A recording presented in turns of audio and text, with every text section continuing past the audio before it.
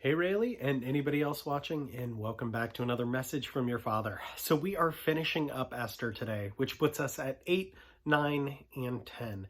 If you remember, we were looking at Esther's plea to the king and how she hadn't been called to him in quite a while.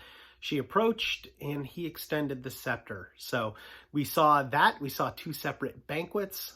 We also saw Haman's demise, just based on what Esther said to King Xerxes about what Haman was planning and what that looked like. Xerxes carried out that judgment on Haman. So we also saw Mordecai honored. Just before Haman's demise, we saw Mordecai being essentially marched through the streets and given so much honor. So very much to Haman's dishonor. So today we are going to be finishing up the story again in 8, 9, and 10, looking at specifically the king's new edict.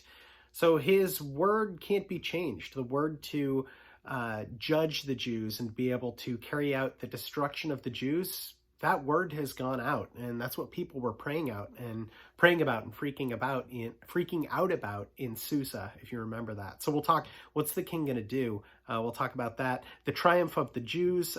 We will also see just a very short chapter in 10 on Mordecai's legacy. We'll talk about that. So 8, 9, and 10.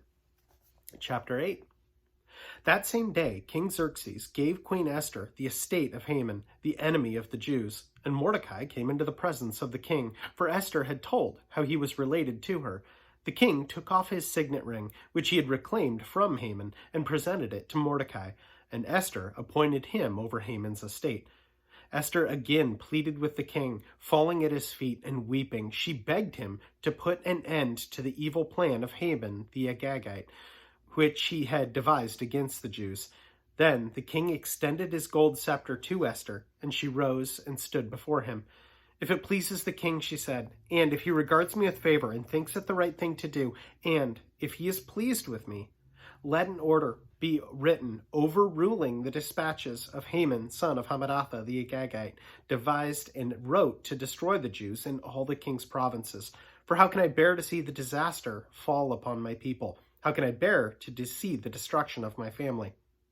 King Xerxes replied to Queen Esther and to Mordecai the Jew, because Haman attacked the Jews, I have given his estate to Esther, and they have hanged him on the gallows.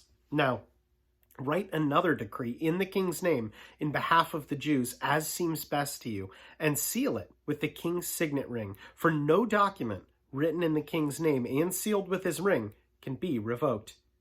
At once the royal secretaries were summoned, and on the 23rd day of the 3rd month, the month of Sivan, they wrote out all Mordecai's orders to the Jews and to the satraps, governors, and nobles of the 127 provinces stretching from India to Cush. These orders were written in the script of each province and in the language of each people, and also to the Jews in their own script and language. Mordecai wrote in the name of King Xerxes, sealed the dispatches with the king's signet ring, and sent them by mounted couriers who rode fast horses, especially bred for the king. The king's edict granted the Jews in every city the right to assemble and protect themselves, to destroy, kill, and annihilate any armed force of any nationality or province that might attack them and their women and children, and to plunder the property of their enemies. The day appointed for the Jews to do all this in the provinces of King Xerxes was the 13th day of the 12th month, the month of Adar. A copy of the text of the edict was to be issued as law in every province and made known to the people of every nationality, so that the Jews would be ready on that day to avenge themselves on their enemies. The couriers, riding the royal horses, raced out, spurred out by the king's command, and the edict was also issued in the citadel of Susa. Mordecai left the king's presence wearing royal garments of blue and white, a large crown of gold, and a purple robe of fine linen. And the city of Susa held a joyous celebration. For the Jews, it was a time of happiness and joy, gladness and honor. In every province and in every city, wherever the edict of the king went, there was joy and gladness among the Jews, with feasting and celebrating, and many people of other nationalities became Jews because of the fear of the Jews had seized them. Chapter 9. On the 13th day of the 12th month, the month of Adar, the edict commanded by the king was to be carried out. On this day, the enemies of the Jews had hoped to overpower them, but now the tables were turned, and the Jews got the upper hand over those who hated them. The Jews assembled in all their cities and all the provinces of King Xerxes to attack those seeking their destruction. No one could stand against them, because the people of all other nationalities were afraid of them, and all the nobles and provinces, the satraps, the governors, and the king's administrators helped the Jews, because the fear of Mordecai had seized them. Mordecai was prominent in the palace. His reputation spread throughout the provinces, and he became more and more powerful. The Jews struck down all their enemies with the sword, killing and destroying them, and they did what they pleased to those who hated them. In the citadel of Susa, the Jews killed and destroyed 500 men. They also killed Pasharindatha, Dalphon, Asphatha, Paratha, Adalia, Adarathea, Parmashta, Arisi, Aradi, Vizatha, the 10 sons of Haman, son of Hammedatha, the enemy of the Jews, but they did not lay their hands on the plunder. The number of those slain in the citadel of Susa was reported to the king the same day. The king said to Queen Esther, "The Jews have killed and destroyed 500 men and the 10 sons of Haman in the citadel of Susa. What have they done in the rest of the king's provinces? Now what is your petition? It will be given you. What is your request? It will also be granted." "If it pleases the king," Esther answered, "give the Jews in Susa permission to carry out this day's edict tomorrow also, and let Haman's 10 sons be hanged on the gallows." So the king commanded that this be done. An edict was issued in Susa, and they hanged the 10 sons of Haman. The Jews in Susa came together on the 14th day of the month of Adar, and they put to death in Susa 300 men, but they did not lay their hands on the plunder. Meanwhile, the remainder of the Jews who were in the king's provinces also assembled to protect themselves and get relief from their enemies. They killed 75,000 of them, but did not lay their hands on the plunder. This happened on the 13th day of the month of Adar, and on the 14th they rested and made it a day of feasting and joy. The Jews in Susa, however, had assembled on the 13th and 14th, and then on the 15th they rested and made it a day of feasting and joy. That is why rural Jews, those living in villages, observe the 14th of the month of Adar as a day of joy and feasting, a day for giving presents to each other. Mordecai recorded these events, and he sent the letters to all the Jews throughout the provinces of King Xerxes, near and far, to have them celebrate annually the 14th and 15th days of the month of Adar, as the time when the Jews got relief from their enemies, and as the month when their sorrow was turned to joy, and their mourning into a day of celebration. He wrote them to observe the days as days of feasting and joy, and giving presents of food to one another and gifts to the poor. So the Jews agreed to continue the celebration they had begun, doing what Mordecai had written to them.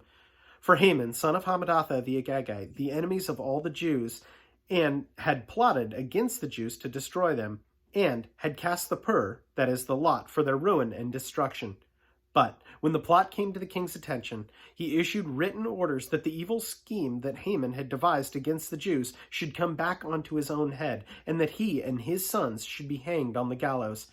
Therefore, these days were called the Purim, from the word pur. Because of everything written in this letter, and because of what they had seen and what had happened to them, the Jews took it upon themselves to establish the custom that they and their descendants and all who joined them should, without fail, observe these 2 days every year in the way prescribed and at the time appointed. These days should be remembered and observed in every generation by every family, and in every province and in every city. And these days of the Purim should never cease to be celebrated by the Jews, nor should the memory of them die out among their descendants.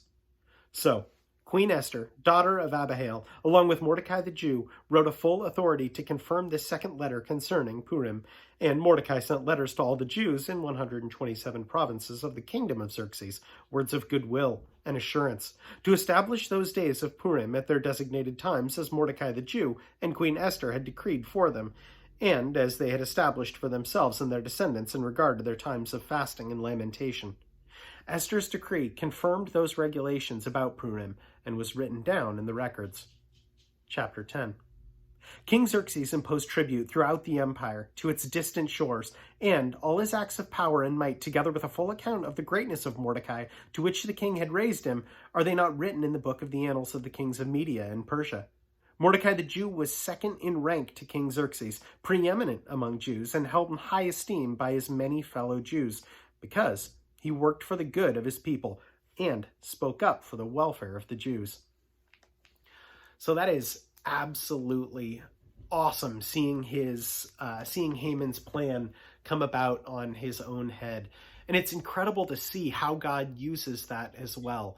So yeah, maybe we don't know all of God's plan, but being faithful to have that carried out will yield good results. And maybe those will be uncomfortable results. Maybe those are results we won't see for years. Maybe those won't be results that we see until we are with Christ. However, seeing God turn man's evil into good should always encourage us to see that through, should always encourage us to run that race and keep pursuing that, because that is a noble and good and holy effort that we are advocating for God's people and see that through, because God can turn that evil for good. So that's my prayer for you, Rayleigh, is that you recognize that and you see that, and that you are living a life that has a legacy of pursuing God's good. Know that I love you, and I'm praying for you. For anyone else watching, as always, I appreciate you so much, and I'll plan on seeing you tomorrow. Have a good one.